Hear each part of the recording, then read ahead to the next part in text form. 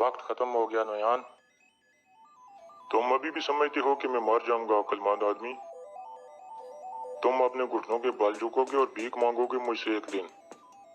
खोलो इसको और मेरे पीछे आओ। यहाँ आकर मुझे बहुत खुशी महसूस हो रही है। जब मैंने सुना कि आपने इस बेईमान आदमी को पकड़ लिया है तो मैंने रब का शुक्र अदा किया। जिन बहादुर सिपाहियों ने इसे पकड़ा है मैं उनको मुबारकबाद पेश करता हूँ।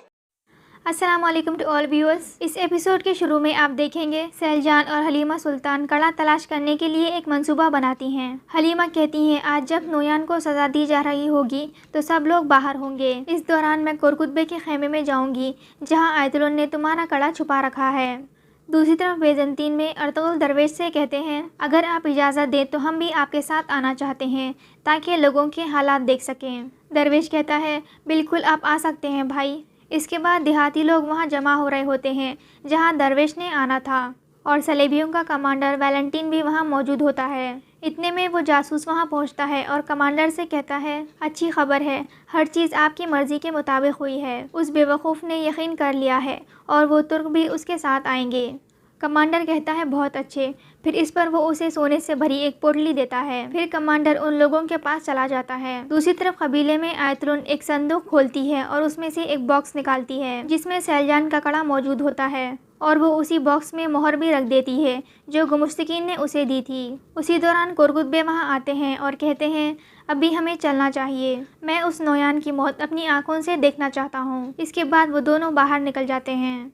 दूसरी तरफ मंगोलों के कबीले में एक सिपाही आकर तांगुत को एक ख़त देता है। ख़त पढ़ने के बाद तांगुत हंसना शुरू कर देता है और कहता है तुम्हारी ज़िंदगी मेरे हाथ में है नोयान, लेकिन मैं तुम्हारे लिए कुछ नहीं करूँगा। तुमने जो जुल्म मुझ पर किए हैं उसकी कीमत तुम्हें चुकानी पड़ेगी। फिर तांगुत उस ख़त को आग में जला देता है और वहीं फेंक कर वहाँ से चला जाता है। उसके जाने के बाद फ़ौरन वहाँ उलूबिलगे आता है। ख़त थोड़ा सा जल जाता है लेकिन उलूबिलगे ख़त पढ़ने में कामयाब हो जाता है और शदीद गुस्से में तांगुत को पुकारने लगता है।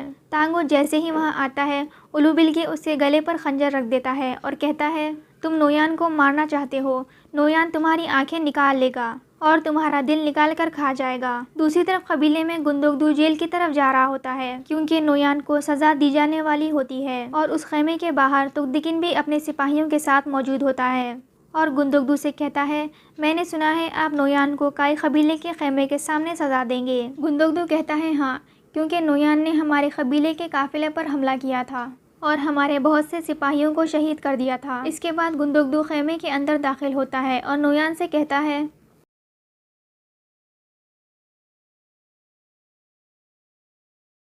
वक्त खत्म हो गया नोयान। तुम अभी भी समझती हो कि मैं मर जाऊंगा अक्लमंद आदमी? तुम अपने घुटनों के बल झुकोगे और भीख मांगोगे मुझसे एक दिन। खोलो इसको और मेरे पीछे आओ।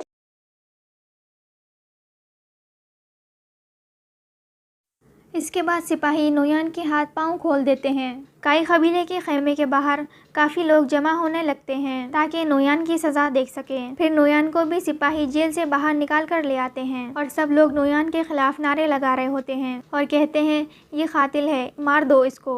और अब्दुर्रहमान भी ज़ख्मी हालात में वहाँ मौजूद होता है ताकि नोयान की मौत देख सके। फिर गुंदुगदू उन्हें खामोश कराता है और उनसे बातचीत करते हुए कहता है अल्लाह का शुक्र है जिसने हमारे बहुत से भाइयों को कत्ल किया था, उसका सर आज हमारे कदमों में है। इसके बाद कबीले के लोग दोबारा चिल्लाने लगते हैं कि मार दो इसको। इसके बाद आप देखेंगे अर्तुगरुल और उनके सिपाही दरवेश के साथ जा रहे होते हैं। फिर रास्ते में एक जगह बैठकर वो खाना खाते हैं। इसके बाद अर्तुगरुल दरवेश से बेजंतीन के बारे में कुछ अहम मालूमात लेते हैं ताकि आगे के मंसूबे बना सके। दरवेश बेजंतीन के कुछ शहरों के बारे में बताता है। दूसरी तरफ कबीले में आप देखेंगे सैलजान और हलीमा कुरकुतबे के खेमे के पास खड़ी होती हैं क्योंकि हलीमा सुल्तान ने सैलजान का कड़ा अंदर जाकर तलाश करना था। उसी दौरान कुरकुतबे और आयतुल्लाह अपने खेमे से बाहर निकल रहे होते हैं। उनके वहाँ से जाने के बाद हलीमा उनके खेमे की तरफ जाती हैं और सिपाही से कहती हैं मुझे आयतुल्लाह ने बुलाया था। सिपाही उसे अंदर जाने की इजाज़त दे देता है और वो खेमे के अंदर दाखिल हो जाती है। फिर वो एक संदूक खोलकर कड़ा तलाश करने की कोशिश करती है।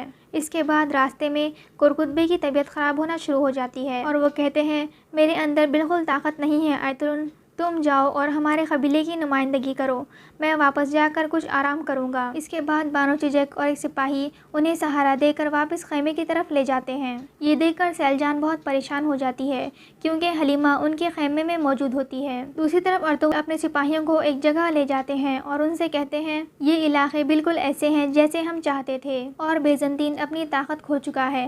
اگر ہم اپنے قبیلے کو یہاں بسانے میں کامیاب ہو گئے تو ہمیں وہ وطن حاصل ہو سکتا ہے جس کا ہم خواب دیکھ رہے تھے۔ ترگت کہتا ہے اگر قبیلے کے جرگے والے لوگ یہاں آنے سے منع کر دیں تو ہم کیا کریں گے؟ ارطغرل کہتے ہیں پہلے ہم انہیں منانے کی کوشش کریں گے، لیکن اگر وہ نہ مانے تو ہم خود ہی یہاں پر آ جائیں گے۔ دوسری طرف نویان کو گھٹنوں پر بٹھا دیا جاتا ہے اور اس کی گردن جھکا دیتے ہیں۔ پھر گندگدو سب سے کہتا ہے آج کے بعد آپ سب کے دلوں سے منگولوں کا خوف دور ہو جائے گا۔ دوسری طرف حلیمہ ایک صندوق دیکھنے کے بعد دوسرے صندوق کی طرف جا رہی ہوتی ہیں، لیکن ابھی وہ کھولنے ہی والی ہوتی ہیں کہ وہاں کورکٹ آ جاتے ہیں اور حلیمہ کو دیکھ کر پوچھتے ہیں حلیمہ بیٹی تم یہاں کیا کر رہی ہو؟ دوسری طرف صلیبی کمانڈر لوگوں کے ساتھ درویش کا انتظار کر رہا ہوتا ہے۔ اتنے میں درویش اور ارطغرل وہاں پہنچتے ہیں۔ وہاں ارطغرل اپنا بھیس بدل لیتے ہیں اور ایک کالی چادر اوڑھ لیتے ہیں۔ پھر وہ دونوں ان دیہاتی لوگوں کے سامنے بیٹھ جاتے ہیں۔ پھر وہ درویش انہیں اسلام کے بارے میں بتانے لگتا ہے۔ درویش کہتا ہے ہمارا مذہب یہ سکھاتا ہے کہ ہم سب لوگ برابر ہیں اور کسی کو دوسرے پر فوقیت حاصل نہیں ہے۔ اور اسی دوران صلیبیوں کا کمانڈر اپنی چادر نکال دیتا ہے اور کھڑا ہو جاتا ہے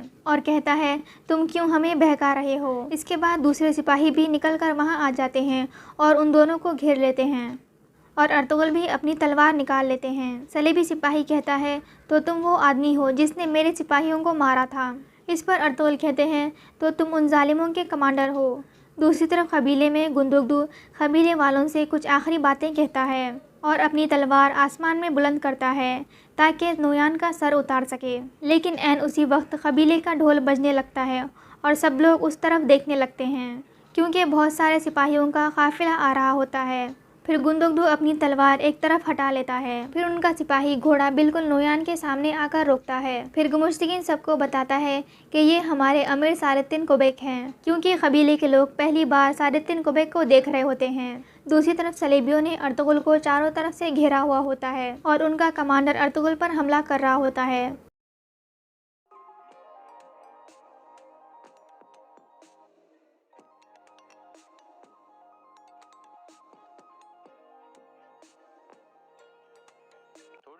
کچھ دیر بعد ارطغرل نے صلیبی کمانڈر کے سارے سپاہیوں کو مار دیا تھا اور وہ اکیلا ہو جاتا ہے۔ پھر وہ ایک لڑکی کو پکڑ لیتا ہے اور ارطغرل سے کہتا ہے تم اپنی تلواریں پھینک دو ورنہ میں اس لڑکی کو مار ڈالوں گا۔ اس پر ارطغرل اپنی تلواریں نیچے رکھ دیتے ہیں اور صلیبیوں کا جاسوس ان تلواروں کو اٹھا لیتا ہے۔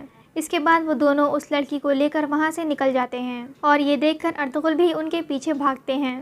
دوسری طرف منگولوں کے ڈیرے پر تانگوت اور اولو بلگے کے درمیان لڑائی ہو رہی ہوتی ہے۔ اولو بلگے کہتا ہے خط میں لکھا ہے کہ امن کا معاہدہ ہو گیا ہے، لیکن تم نے ہمیں نہیں بتایا۔ نویان کو بچانے کا یہی موقع ہے۔